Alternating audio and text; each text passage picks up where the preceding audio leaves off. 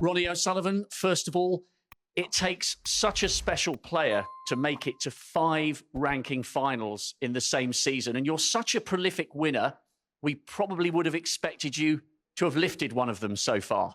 Yeah, no, listen, today I was just, I've never seen anyone play as well as that. Or his cue action is just ridiculous, straight through the ball, tempo doesn't change, opens his backhand like you've never seen anyone open it before. And it's just ridiculous, really. Yeah, just unbelievable. Makes it look like he's playing on a pool table today. It was like, I was like, is he sure? I was sitting there watching these, like, those balls that you think, if you don't cue them right, they hit the knuckle, they jangle, but they would just bang straight in the middle. And I can't compete with that. I just have to sit back and enjoy it, and amazing play. Well, you've done that a few times yourself to other players.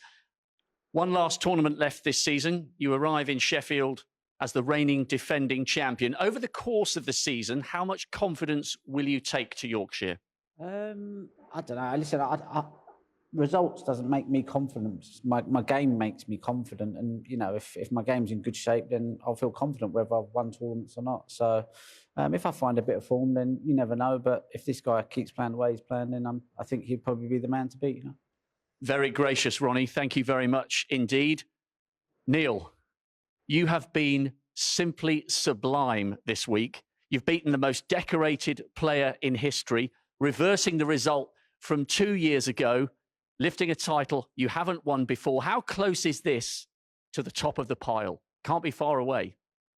No, I mean, I've beaten Ronnie before, but never over like a multiple session match.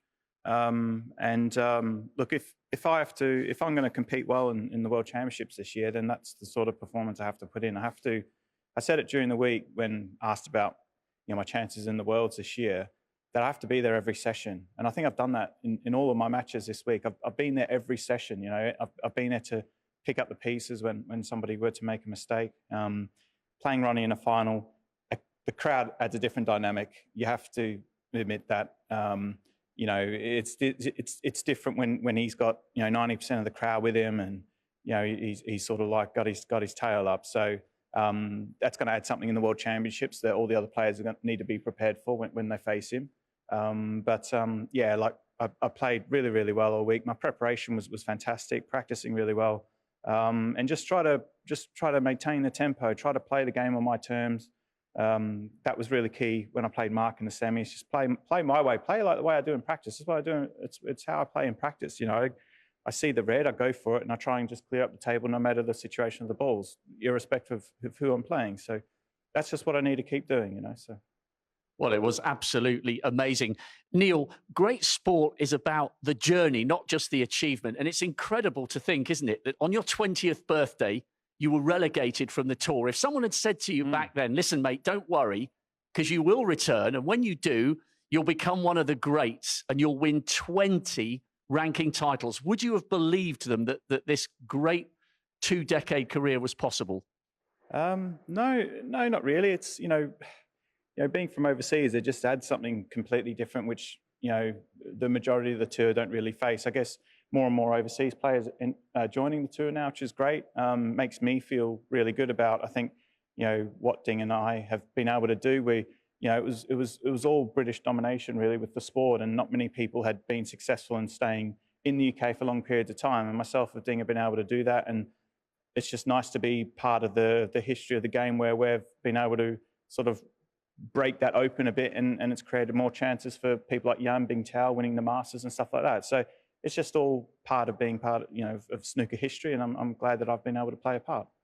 And the other great element of what you've done this week is you've been very vocal and articulate about saying, listen, I need to be a dad as well as a world-class sportsman. And Alexander in particular has needed me more this year for his football. You're managing to strike this fantastic balance between delivering in your profession, but being a compassionate, loving father at the same time. I hope he's watching tonight.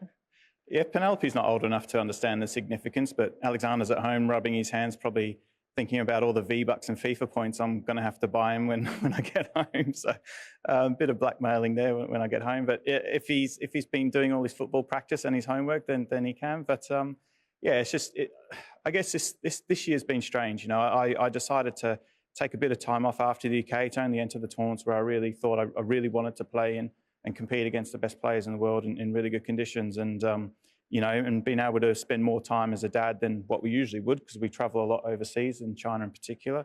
I've been able to take advantage of that and work it in my favour somewhat.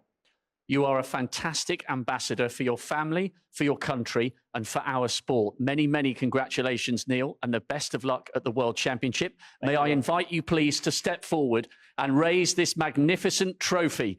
You're collecting a cheque for £150,000 because you are the 2021 Cazoo Tour Championship winner.